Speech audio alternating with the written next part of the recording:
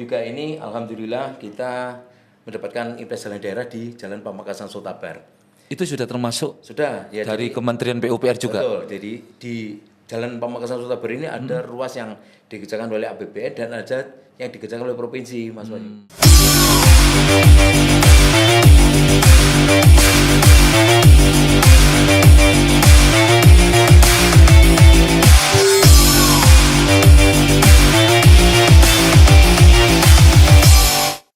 Salam Gasro, salam sehat, salam Memorandum TV. Sahabat Memorandum TV, kami sengaja membuat program Gasro Gagasan Ruang Publik bertujuan untuk memberikan info terkini terkait sinergitas dengan pihak kementerian dan instansi pemerintahan di Jawa Timur.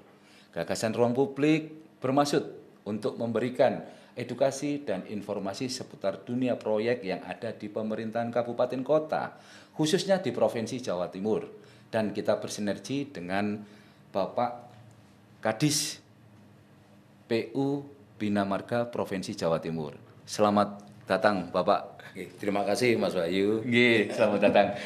Mohon izin Bapak, kami sudah mengundang dan mengganggu banyak waktu panjenengan ini untuk bisa mendatangi kantor kami Memorandum TV. Terima kasih. Terima kasih Bapak. Terima kasih.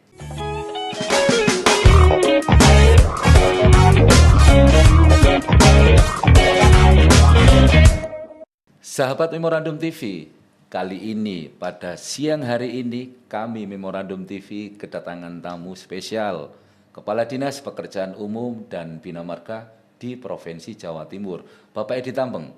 Berikut pertanyaan akan kami tanyakan kepada beliau selaku Kepala Dinas Pekerjaan Umum dan Bina Marga di Provinsi Jawa Timur.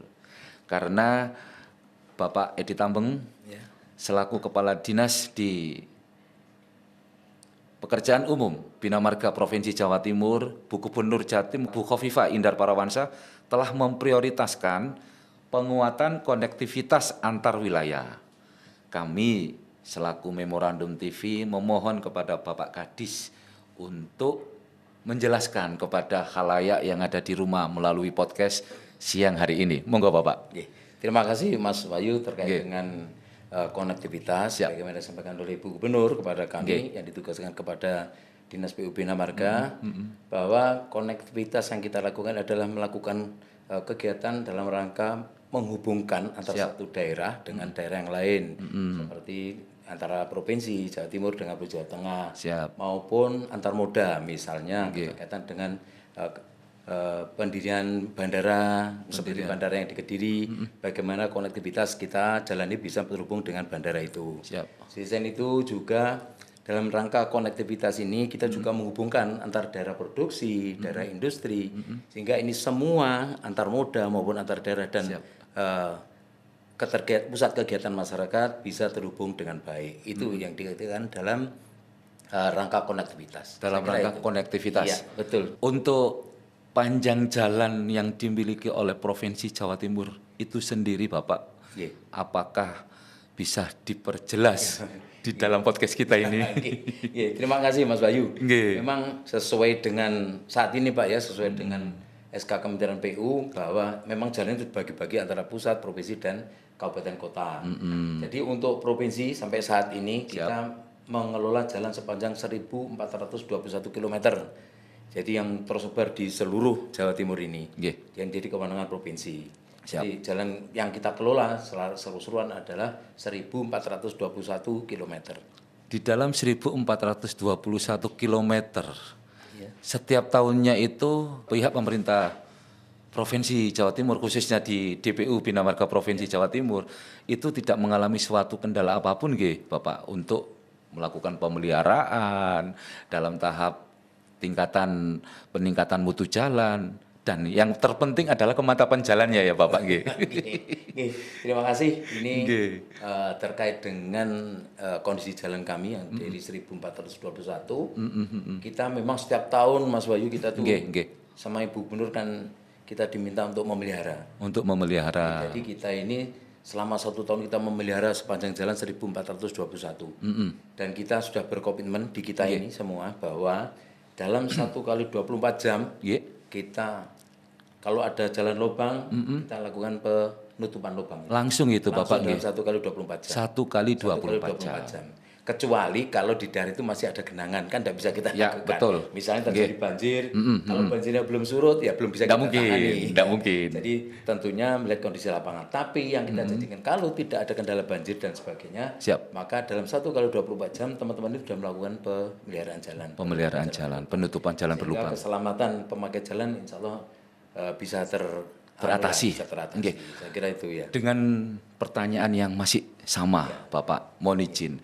Dari 1421 km itu mencakup dari batas ruas Madura, Banyuwangi, dan perbatasan Jatim dan Jateng. Betul. Apakah demikian? Iya, betul. Itu sudah mencakup semuanya. Betul. 1400 itu mulai dari ujung barat sampai ujung timur, ujung utara, ujung selatan. Begitu. Ya, siap. Jadi yang total semua di kewenangan provinsi ada 1421. Itu Mas. Kewenangan.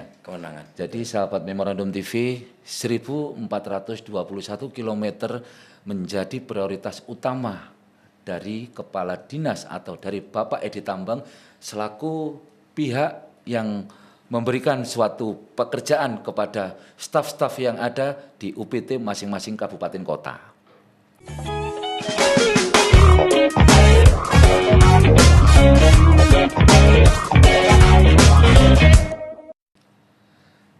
Untuk prioritas di dalam penanganan jalan dan jembatan, khususnya yang ada di DIPA PU Bina Marga Provinsi Jawa Timur ini, berapa panjang kilometer yang sudah dikerjakan, Bapak?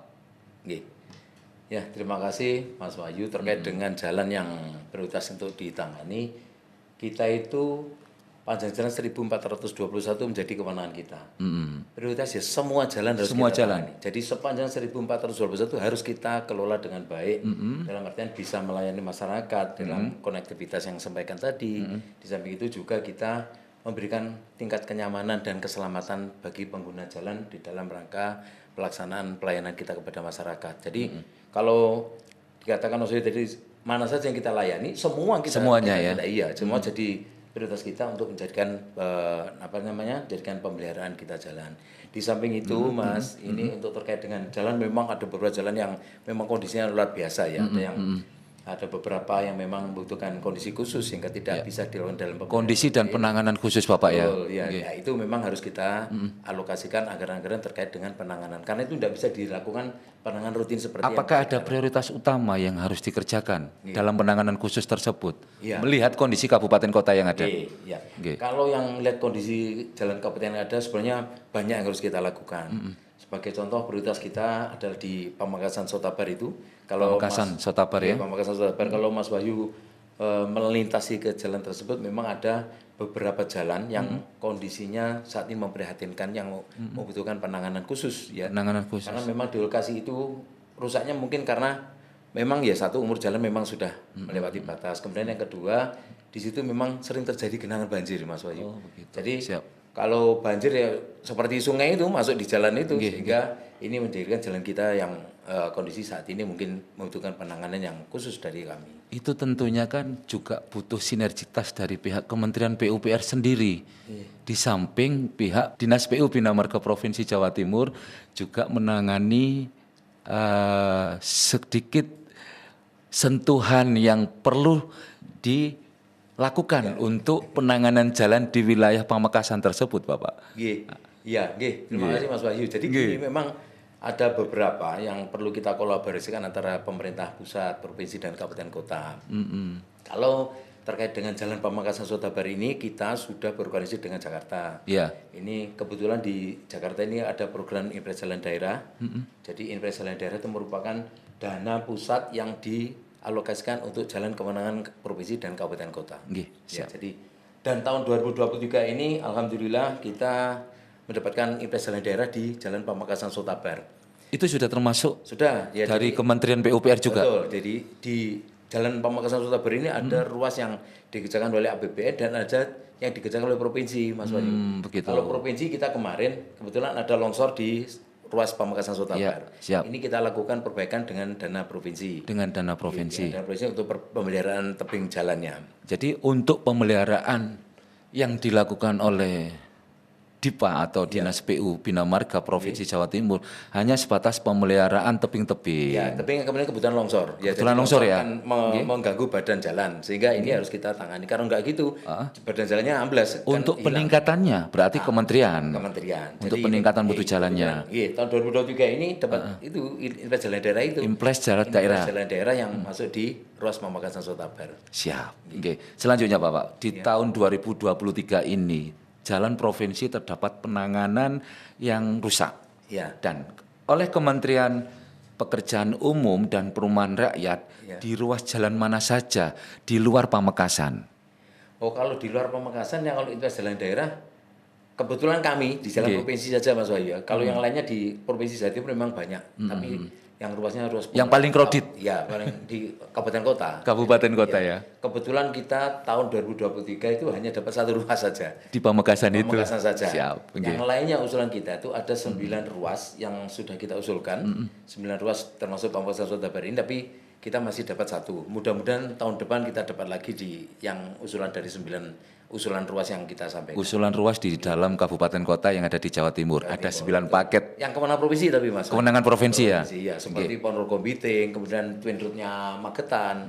Itu salah satu kita usulkan, tapi kondisinya sampai saat ini kita belum mendapatkan impres jalan daerah. Siap. Mudah-mudahan tahun depan kita dapat. Luar biasa. Nggih, Pak Kadis. Terima kasih banyak sudah sedikit memberikan wawasan kepada sahabat-sahabat memorandum yang ada di rumah.